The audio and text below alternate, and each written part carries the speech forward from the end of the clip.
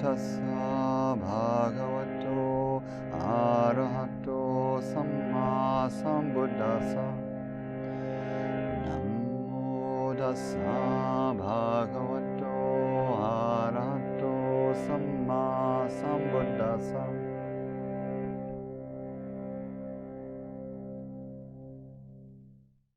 The pathway to this conversation started some weeks ago when we had for a while been in kind of early Mahāyāna Bodhisattva teachings, and we were talking about emptiness.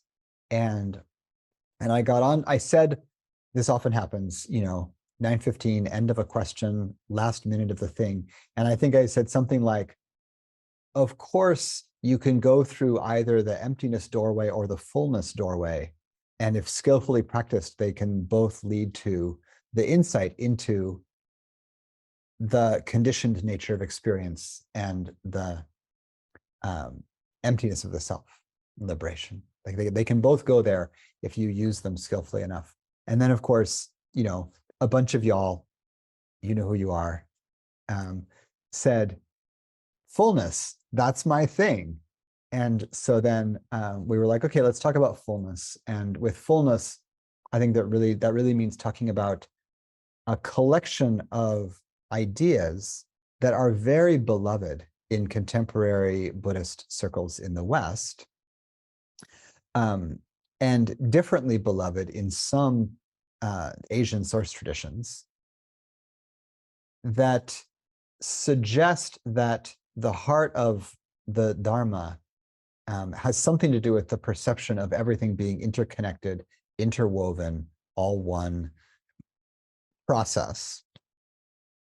And therefore that perceiving or resting in the mystical contact with, the mindful contact with the fullness or the effulgence of things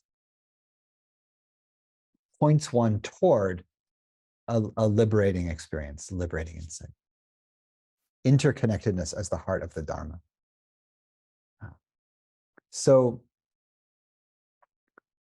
this turns out to be actually a pretty difficult claim historically and philosophically. And so last week we looked at the early origins of ideas of interdependence and fullness. And the pathway to that is from the early Buddhist teachings on karma and dependent origination, where there's really a recognition that sensory contact and intentional action give rise to results, particularly rebirth in fortunate or unfortunate circumstances, depending on the ethical valence of the action. So your actions matter, particularly for yourself, in terms of where you go next in this cycle of rebirth. And that liberation consists in no longer committing actions, particularly the inward emotional actions of fixating the sense of self and identity, that keep one bound to perpetual rebirth. You let go of unskillful, unethical action so fully that there's no craving left to inspire more births. There's nothing left you need to do. And so you stop re-arising, right? This is an amazing metaphysics that proposes that rebirth is not just an ecosystem process, but actually the way that sentience or consciousness finds itself embodied is the result of that consciousness being infected by an ancient habit of craving, such that it wants to be embodied. It wants further birth. And so it commits actions that make that further birth happen, primarily not having let go. So continuing to want, continuing to crave, continuing to lust, continuing to hunger gives rise to continuing to be conscious, and then working through those drives for endless, cosmic eons. Then along come the Buddhas, and the Buddha says, it's profoundly simple. Stop doing that. and your life changes radically into this extraordinary way of being where you don't need anything in a craving, in a constricted kind of way. You continue to be alive and actually quite happy, because all the anxieties and the neuroses of complaining about how painful the world is and wanting things to be better fall away. And there's a kind of ongoing maturity that he called being awake. And that from that state of ongoing maturity, you have your life to live in a way that's unbound from personal constrictions, personal narrative. And what's left then is compassionate engagement, is really the choice to use your life's energies for the well-being of others. And that's freedom in the early Buddhist sense. Then come the Mahāyāna mystics who contact in deep meditation states of profound dissolution, profound dissolving of the body, the narrative, the sense of self, the sense of space and time collapsing into radiant, ecstatic, unitive seeming states. And in unitive seeming states, there can be the perception that everything, every kind of sentient being, every kind of material substance, the full extendedness of the universe can all be understood as a singular process unfolding that's completely impersonal, radically one connected thing. That's what it feels like in those meditations. If you make that into a metaphysics, you could come out and say, that's one way of understanding what's true. Everything is one scintillating web of aliveness.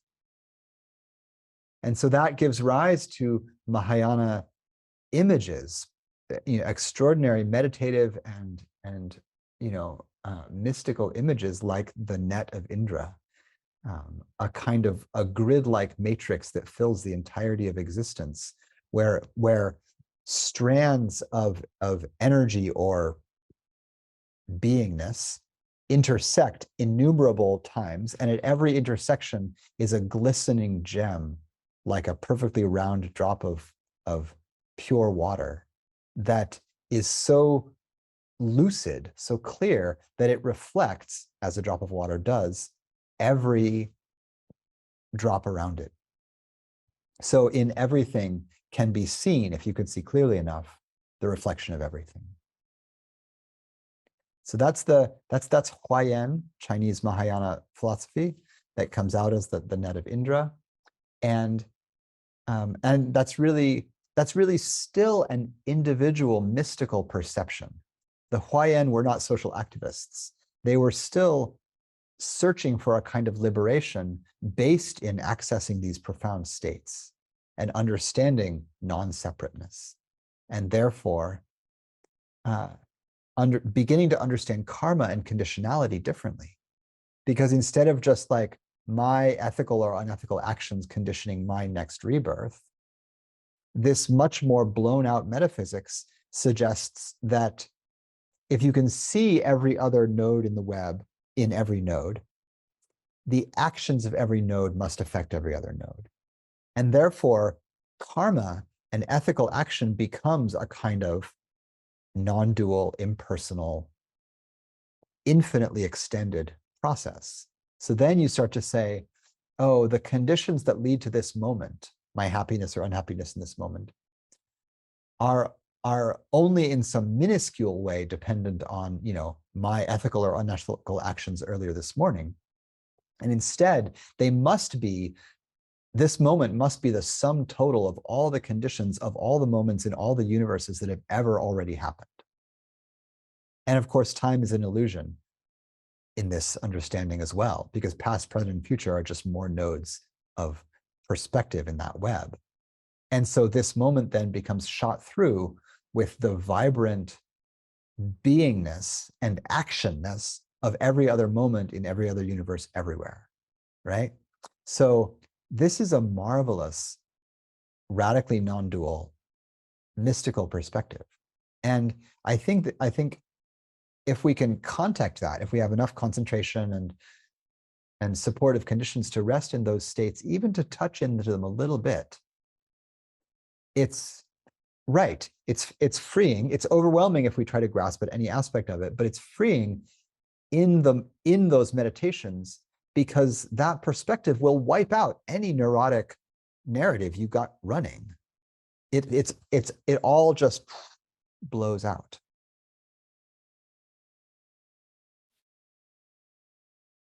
So let's fast forward almost 2,000 years from the Huayen Buddhists, maybe 1,500 years from them. And in the 19th century, when Buddhism began to be, when Buddhist texts began to be first translated by European colonialists, and the Asian Buddhist cultures were in their really the full bloom of colonial contact with the British and the Dutch and the French. But in terms of Southeast Asian Buddhism, primarily the British, in Burma and India, of course, and the French in what's now Vietnam, and beloved Thailand, resisting colonial occupation but being surrounded on all sides. And then the ancient Chinese empire, like humming to the north, resisting the colonial force in a different way. In the 19th century, these texts start to arrive in Europe and get translated. And some of the first people to notice their profundity are European philosophers. Hegel notices, a bunch of the kind of 19th century romantics in Germany. The German romantics begin to notice. This is Goethe and Schilling and their descendants. And into the 19th century, we start to get interpretations of early translations of these texts, and almost nobody is practicing. There's one or two people that have gone to India and Burma and Thailand to practice. A couple of them just disappear there and never come back. There's an Irish vagabond criminal that might have been the first Burmese monk, and she just kind of disappears into, like boards a ship in the Dublin harbor running away from the law. And the next time he appears, he's either a charlatan or an authentically devotional Buddhist monk who is also like giving political speeches against the British occupation of Burma. Like that's happening. It's really wild out there in the late 19th century. So there's a little bit of practitioner contact, but there's more text contact. And what happens with that first text contact is the German romantics and very soon the North American transcendentalists, so Ralph Waldo Emerson, Thoreau, and then later John Muir, start to get their hands on early translations of these texts. And suddenly the romantic idea that nature, this is German romanticism, 19th century, nature shows to us, if we know how to immerse ourselves in it, the divinity of all things that we've lost contact with through the beginnings of the Industrial Revolution and through rational modernism meaning Renaissance, rational enlightenment. We've lost touch. We've opened to some humanistic ideals, but God is dying. Pace Nietzsche, God is dead, right? The old Christianity isn't working. And so what we take from Christianity is an idea that there was a primal rightness, a goodness in the natural world before human sin. So we ride the biblical narrative of the fall from Eden into an idea that you can escape from the dirty industrial cities, if you're an independent, self-made, man almost entirely in that era. Do you know that great painting, The Wanderer Above the Mists? It's the most famous German romantic painting. One guy in a big overcoat standing on a cliff looking over an enormous valley, And so you see this in in images of, the solitary mystical wanderer who's kind of a middle-class layperson, essentially, who goes out to nature and rediscovers himself. I'm going to leave that in the gendered him for the 19th century at the moment. Although there's a different strand of it developing that comes, through Mary Wollstonecraft and Mary Shelley and others. But it's not romanticism in the same way. There's actually a critique that those authors are bringing that the male romantics don't buy initially. The male romantics really bring forward this like individual, rugged nature mystic. And so this makes it over to North America, and we get Emerson writing the book Nature, and we get Thoreau, and they're really talking about going out into the woods, in Thoreau's case, essentially Emerson's backyard, more or less, but going out into the woods and contacting the beauty and the transcendent realness of being in contact with the natural world. And then they've started to read some Buddhist and Hindu texts in translation, and they start to connect this with nirvana. They start to connect this with a mashup of liberation ideas and these later Zen ideas that start to really take hold. And this just keeps developing. So, you get John Muir looking out at Yosemite and writing about how his sense of self falls away completely, and he's one with the seeing, and the seeing dissolves, and everything unfolds into one radiant suchness. And you can trace the lineage of that kind of thinking. Like, his insight is authentic. He's a nature mystic. That's a real state he's describing, but the language he uses to describe it comes from this lineage that goes back into the transcendentalists, and then from there is influenced by the romantics and by Dharma, by the Asian Dharmas. So by the time we get into the 20th century, we start to really hear more and more about this concept of interdependence and interconnectedness as being the heart of the Dharma. What European and American Buddhist communities are hearing is really a blend now between these Western post-Christian and post-Jewish, right? Jason says, Spinoza, God equals nature. That's very much part of that same thread. So Spinoza in the Jewish vein, the German Romantics in the Christian vein, Alfred North Whitehead and process philosophy in the British, and you eventually will get someone like Joanna Macy, blessings to grandmother Joanna, still with us, and teaching, going back to the early Buddhist texts, right? She starts in Sri Lanka, and she's writing about the interpretation of dependent origination there. And she's really spinning out a connection between, she's actually tracing it back to the early system to say, essentially, can we use the framework of dependent origination? Ethical action gives rise to results. Can we use this as a supportive framework for an activist life, for a life of engagement? And she does this really interesting thing, which is she draws on not just the net of Indra and the Huayen and Chinese interdependence thing, which she totally does. She traces it back to the Pali Canon and straight dependent origination also. But then she does this romantic thing as she brings in the fall of man. She brings in the myth of the Garden of Eden as a way to talk about the loss of a primordially pure state and the arrival in this fallen state. And then she'll make, like many modern Buddhist thinkers, she'll then equate samsara, the endless round of suffering and rebirth, with the fall. So the state of being fallen is the state of being in samsara. Now, in a classical Buddhist metaphysics, this makes no sense. In a modernist Buddhist metaphysics, we can see its lineage.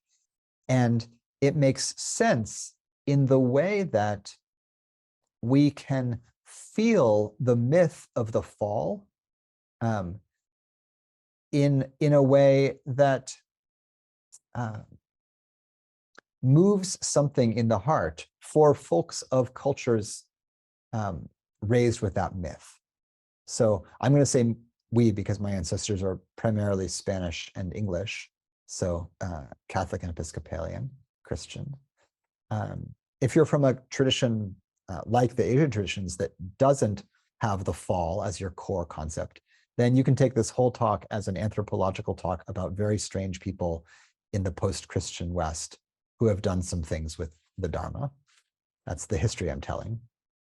For those folks who are descended from those European romantics and the North American transcendentalists and the post-Christian pantheists who were really looking during the colonial period for a theology that would make sense of the world that was in which the old orders were being broken down so radically. And this approach actually speaks, I think, in a beautiful way to many of those anxieties, the anxieties that come through the colonial period and the beginning of the postmodern climate collapse period. And so what interdependence and fullness does in a modernist sense is that it offers us, I think, this is my attempt at an integration. It offers us an attempt at a religious or metaphysical understanding of existence and our place in the universe that is coherent with deep ecology, globalism, an understanding of the complex system of the planet and how everything in a climate rupture world is connected. It's coherent with that in a way that the ancient, more individually and locally oriented, suffering is what happens when you're out of sync with, the basic drives of your animal being, in a way, in relation to craving. Like interdependence and fullness speaks to the global consciousness that many of us find ourselves immersed in, oppressed by, tortured by, inspired by, and unable to escape. So I think it's a very helpful metaphysic for that, in a way that the early Buddhist system just doesn't speak to. The early Buddhist system recognizes that if you want to be free, you have to deal with craving and fixated identity somehow. The challenge in the interdependence and fullness approach, some of the challenges there are that they usually work by suggesting an alternate identity from the fixated individual one, which it recognizes as harmful, right? Into identifying with more of like a sum of all beings, or identifying with the ecosystem or the everything that is here. I think this this comes out in, for instance, the urge to save this planet of ours because we love it, because it's our home, because we love the animals and plants and people and spirits that make it home, and we don't want to extinct species and bring about more suffering. I think that completely beautiful and appropriate ethical and moral stance right now depends mostly, or for many of us, I think, depends on some amount of identifying with life on this planet. And so from an early Buddhist perspective, that's still identity, and it's going to be constricting. There's craving there. But we need a metaphysic that can speak to the current crisis. And I think this is one that can. It runs a danger of fixated identity. It runs a danger of not actually fully addressing craving. Because in a way, for this myth or narrative to be helpful, we have to actually maintain some cravings within it. This is why the activists always ask, how can I work for liberation and still work for social justice or for, environmental,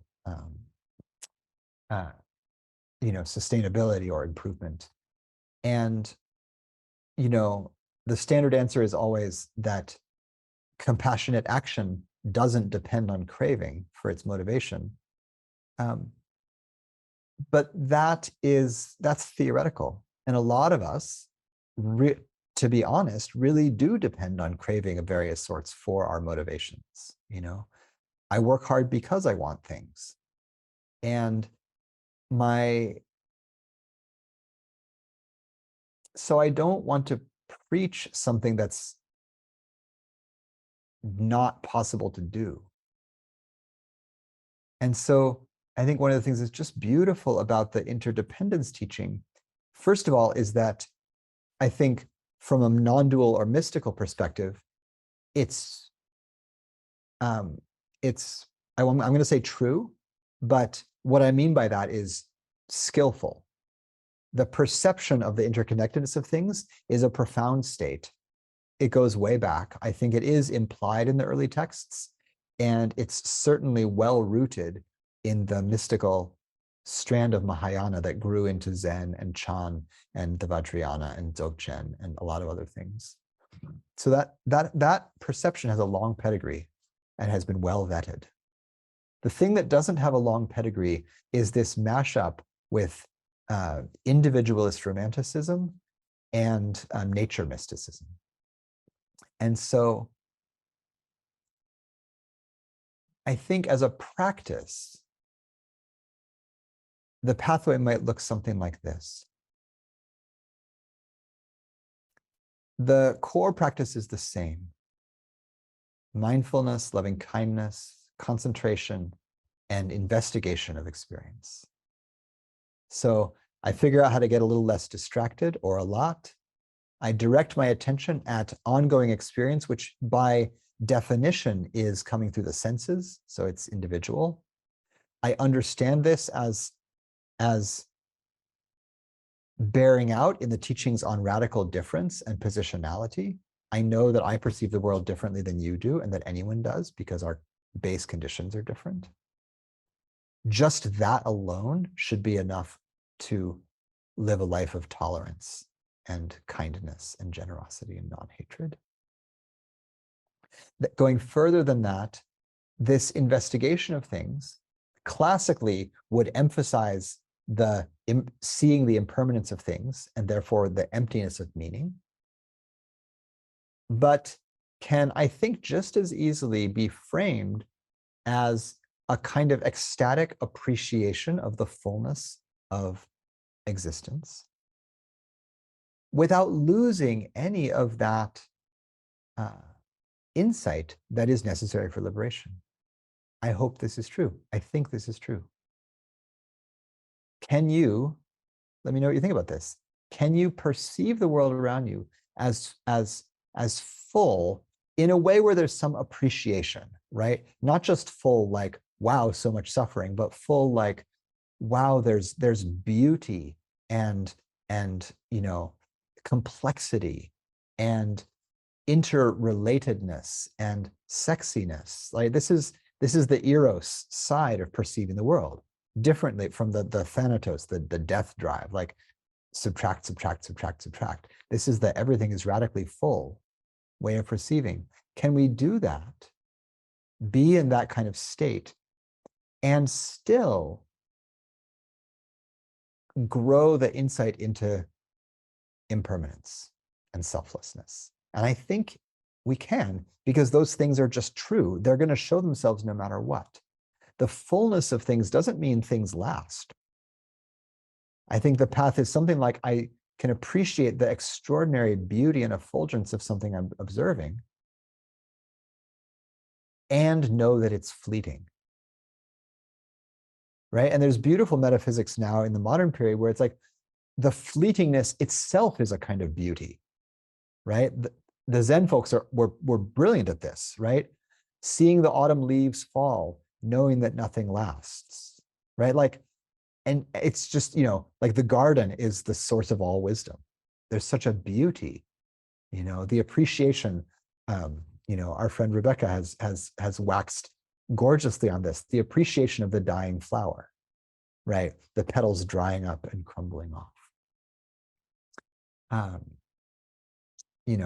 One of my favorite jobs in the garden is tending the compost, is like turning the stinky kitchen scraps and the dead flowers and all the rest into like rich loam, and it's just magic. You put it all together, you stack it the right way, you chant some incantations, and 3 months later you turn it over and it's full of little pill bugs, and you can just like sift the brown earthiness through your fingers. How does that work? And then you put it in your beds and your tomatoes are fatter and plumper and more glorious. That's interconnectedness, in the modern nature mystic kind of way, right? So I think our task in relating in a wholesome way to these discourses is to understand. I think it's always good to do the deconstruction, understand where they came from, know what's what historically, because that's just good practice. But then in internal practice, the inquiry is something like, given the beauty and the extraordinary fullness of the world, what is right relationship with this? How can I be in right relationship with this? And right relationship is going to have to mean liberating relationship, because if I'm not liberated, I'm fixating the small self. I'm going to act in ways that are small-minded or unethical, or at least deluded, because there's not clarity. What I need, want, must have, must practice toward is clarity. And so seeking clarity can be interwoven in every aspect of this, right? And so I think I want to loop it back, and I'll finish here back in the early Mahāyāna and say, I think that this whole modernist trend, even with the post-Christian, romantic business, I think it's not that far off the early Mahāyāna. It adds some European elements. The Dharma always morphs when it goes to new cultures. All of this interdependence anyway is in large part a result of the influence of indigenous Chinese Taoism on the Buddhism that arrived there. Buddhism didn't arrive in China as a nature mysticism, but it became that when it met the Taoists, who were, brewing liqueurs and riding dragons through the clouds. So, and sitting on the cliff, observing the mountain until only the mountain remains. And so I think that there's actually a beautiful, and the intuition that Emerson and Thoreau and Muir had that drew on those texts. I think that in a way I'm down with them being the spiritual ancestors of the, of Huang Po and the Huayen non-dualists. And, if we lose ourselves in the image of interconnectedness, we can fall away from the practice of discernment. And so that's the edge that I think this practice walks here, is that we can go too far in the direction of romanticism and actually lose the cutting through that the practice of the uprooting of craving really requires. All right, thanks for sticking with that. It's a couple minutes over. I kept wanting to stop, but I couldn't not try to draw it back to the positive. I didn't want to stop right in the middle of saying, Buddha good, colonial bad, because it's too easy. So and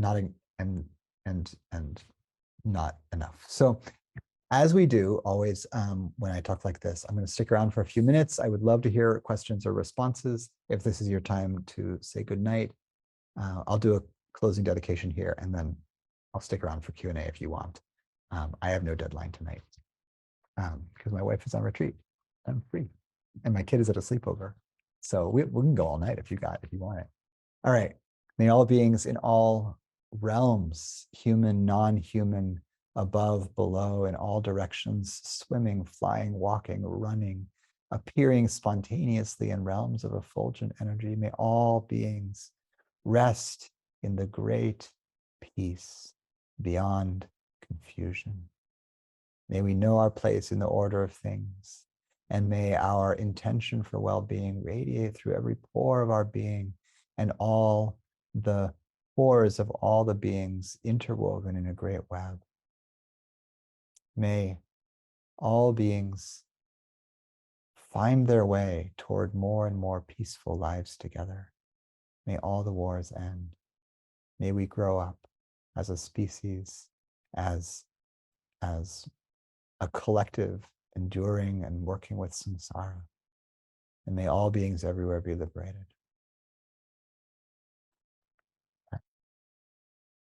Blessings and gratitude. Good night to anyone bouncing